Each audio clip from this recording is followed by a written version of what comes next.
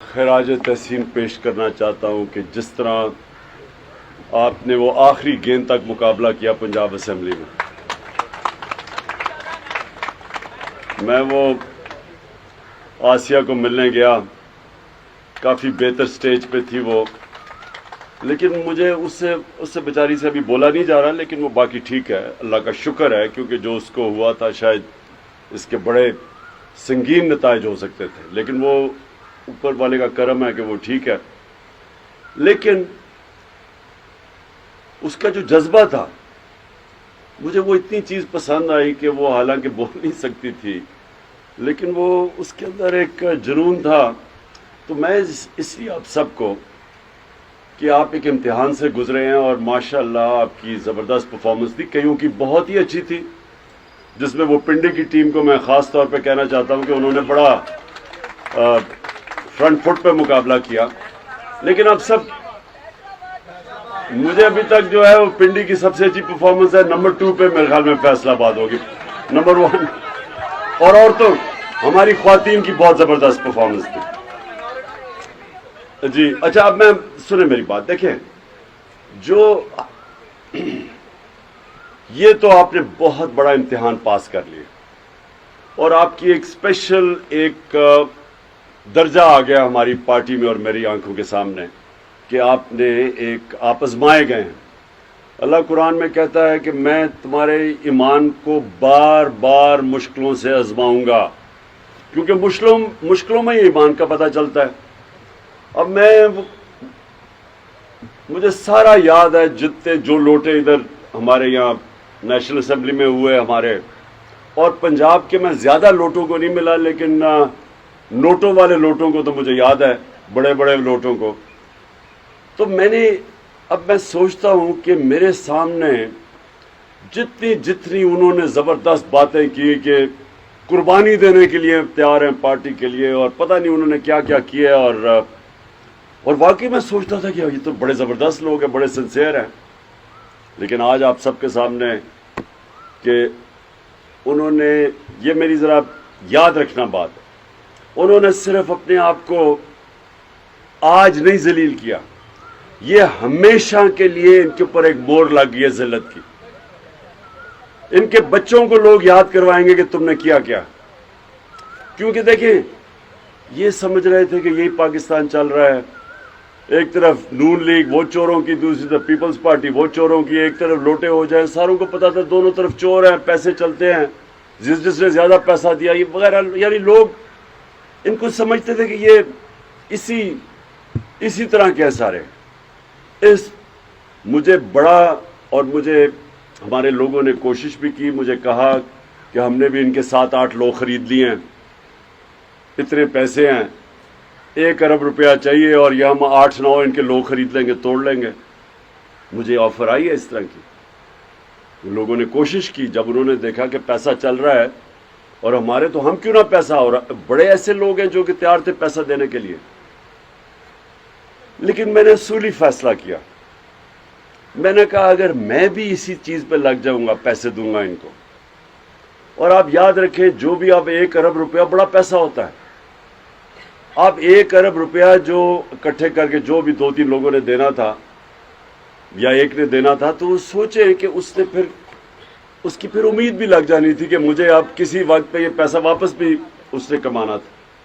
और दूसरी चीज कि मैंने इन्हीं के लेवल पे आ जाना था, कि मैंने भी वही खरीदो फरोख्त पे शुरू। तो हमने असूली फैसला किया, हम कोई पैसे नहीं देने लगे। और उससे हुआ क्या, उससे पाकिस्तान में एक ऐसा इनकलाब आया है, आपको किसी को अंदाजा नहीं है, अभी मैं आपको यकीन दिला रहा हूं, आपको किसी को अंदाजा नहीं है कितना बड़ा इनकलाब है। ये वक्त साबित करेगा कि इस मुल्क की 75 साल तारीख में कभी इतना बड़ा इनकलाब आया ही नहीं है, और ये आप देखते रहेंगे। अच्छा, इनका ये जो हमारे मुखालिफ और इनके जो हैंडलर पीछे बैठे हुए हैं, उन्होंने सब ने समझा कि थोड़ी देर के बाद ये ठंडा हो जाएगा, लाहौर का इतना बड़ा जलसा हुआ, अब इसके बाद ये नीचे आ जाएंगे। मैं आपको यकीन दिलाता हूं, जो मियाँ वाली में मैंने कल देखा है, मैं 26 साल से मियाँ वाली, सबसे पहले मियाँ वाली के लोगों ने मुझे वोट दी थी, पहली सीट मियाँ वाली से मैंने जीती थी। جو میں نے وہاں دیکھا ہے 26 سالوں میں نے کبھی اس طرح کا جلسہ میاں والی میں نہیں دیکھا.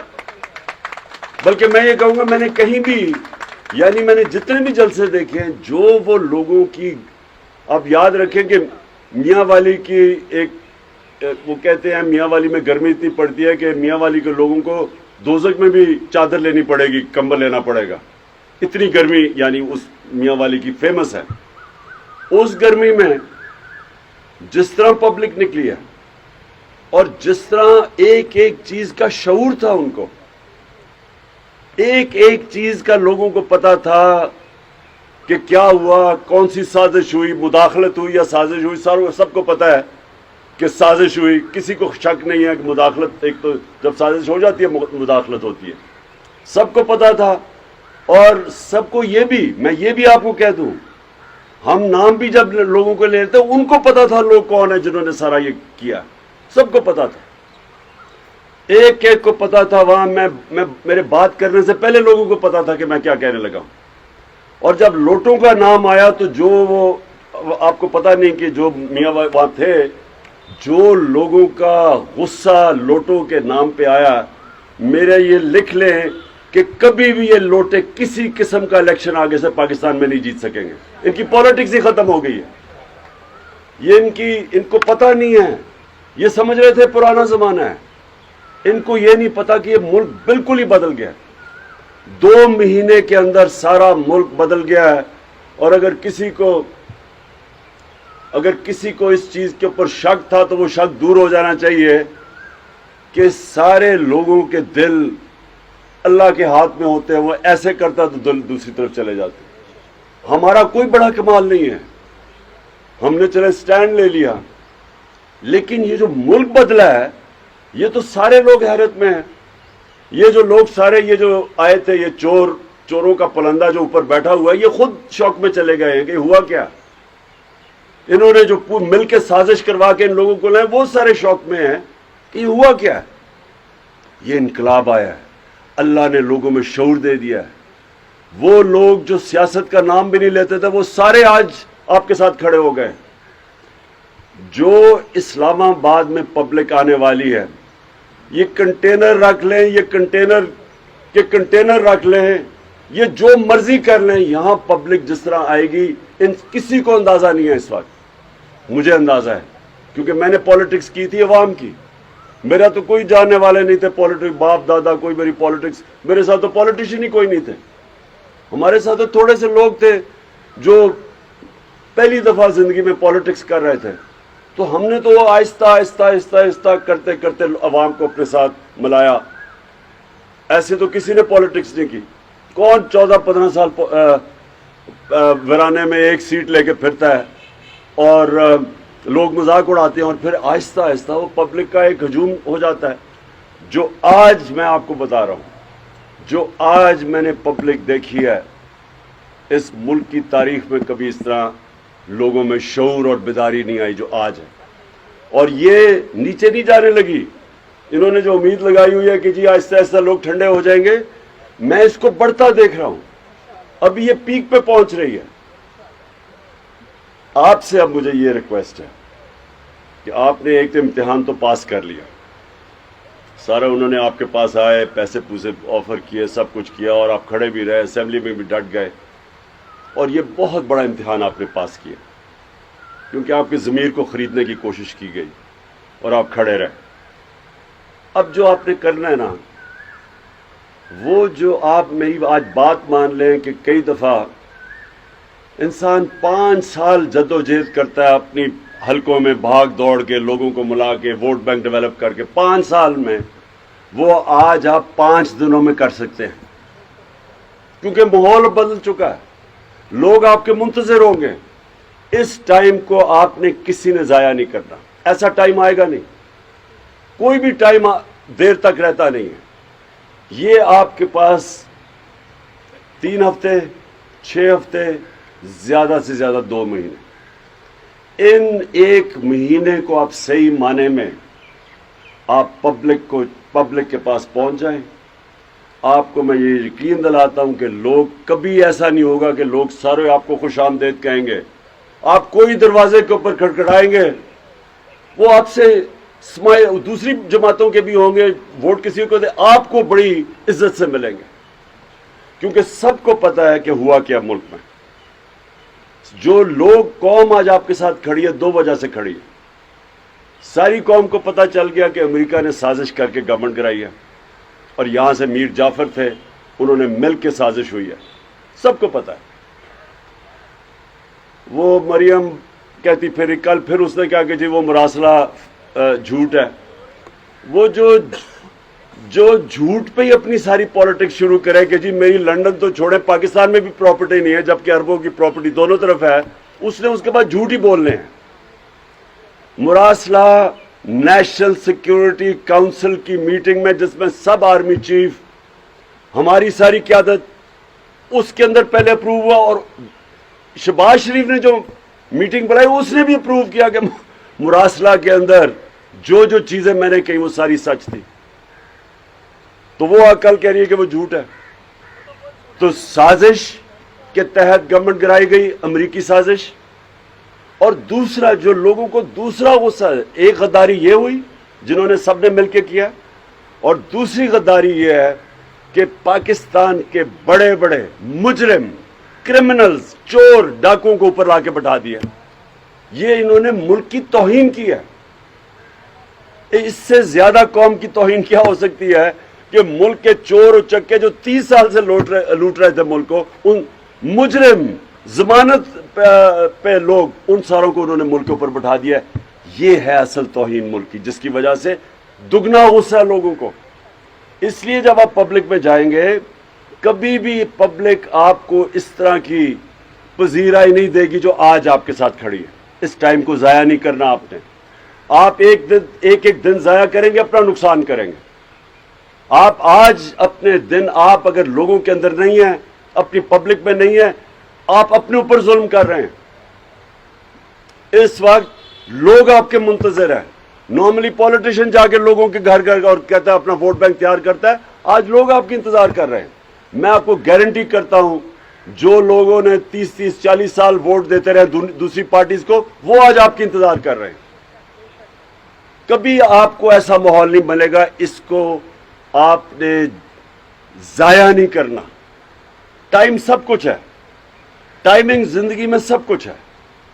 جو ٹائم کو صحیح معنی میں صحیح ٹائم پہ استعمال کرتا ہے انسان وہی اوپر جاتا ہے. 24 گھنٹے سب کے پاس ہے. کامیاب انسان وہ ہوتا ہے جو 24 گھنٹوں کو صحیح استعمال کر لیتا ہے. یہ جو 24 گھنٹے اب آپ کے پاس ہے دن میں اس سے اس طرح کا وقت آپ کے پاس نہیں آئے گا. میں پھر سے آپ کو کہتا ہوں اس کو ضائع نہ کریں. آپ اپنا نقصان کریں گے ہمارا بھی نقصان کریں گے. نقصان اس طرح کریں گے کہ جو اگلی الیکشن ہے یہ پاکستان کی تاریخ میں ایسی الیکشن نہیں آئی ہوگی. ایک 70 میں لوگ کہتے ہیں کہ یہ ایک طوفان آیا تھا بھٹو کا. یہ اس سے ڈبل طوفان آ رہا ہے اور یہ جو محنت کرے گا اس کو تو میں کوالیفائی کرتا ہوں. آپ نے بہت بڑا امتحان پاس کر دیا ہے یعنی آپ کو پرائرٹی دی جائے گی ٹکٹ دینے میں. لیکن اگر آپ نے کچھ بھی نہ کیا تو پھر میں نظر ثانی کروں گا کیونکہ آپ نے ابھی بات کی آج تک بالکل آپ نے ٹھیک کہا کہ میں نے سبلیٹ کیا ہوا تھا. لوگ ٹکٹس لوگ دیا کرتے تھے. میں کیونکہ میرے پاس ٹائم نہیں تھا میں تو کیمپین کرتا تھا. اس باری ایک ٹکٹ جب تک میرے سے نہیں نظر سے گزرے گا میں نے کسی کو ٹکٹ نہیں دینا. اس بار یہ میں پہلی دفعہ اس باری میں نے صحیح معنی میں دیکھا جب میں نے لوگوں کی حرکتیں دیکھی نیشنل اسمبلی میں بھی پروونشل اسمبلی میں بھی ادھر پنجاب میں اور پختونخوا کی اسمبلی میں بھی جو میں نے لوگوں کو دیکھا اس باری ٹکٹ کسی اور نے ان کو دیے ہوئے تھے اور جو میں نے ان کی حرکتیں دیکھی میں کبھی آگے سے کبھی میں کوئی ٹکٹ کسی کو دینے نہیں دوں گا جب تک کہ میں خود پوری طرح اس کو مطمئن نہ ہو جاؤں. تو یہ ہاں خواتین کی جو ہماری خواتین گئی ہیں ان ساروں کو تو جو ریزرو سیٹ پہ اپنے آپ کو بیچا نا ان کو تو جیل میں ڈالنا چاہیے. کیونکہ یہ تو چلے آپ کہے نا جی جو جس کی حلقہ ہے وہ تو کہے جس کا حلقہ ہے وہ تو کہے کہ نا جناب میں تو میں تو میرے تو پی ٹی آئی اتنی ان پاپولر ہو گئی تھی کہ مجھے تو حلقے والوں نے برا بھلا کا ووٹ نہیں دی، مہنگائی ہے، یہ ہے وہ ہے، تو میں نے تو اس لیے چھوڑی ہے پارٹی کیونکہ میں تو ڈوب رہا تھا. چلو میں جتنا بھی وہ جھوٹا ہو، پیسے لے کے اس نے کیا ہو، لیکن چلے سمجھ آتی ہے. ریزرو سیٹ پہ کیسے کوئی جا سکتا ہے؟ اس نے تو سیدھا سیدھا ضمیر کا سودا کیا ہے. اور شرم آنی چاہیے کہ پارٹی ایک تحفہ دیتی ہے اور آپ جا کے بک جائیں. ان کو سیدھا جیل میں ڈالنا چاہیے تاکہ عبرتناک سزا ہو آگے سے کہ کبھی ریزرو سیٹ کے اوپر کوئی سوچے بھی نہ اپنے آپ کو، بلکہ ان کو تو اجازت بھی نہیں دینی چاہیے لوٹا ہونے کی.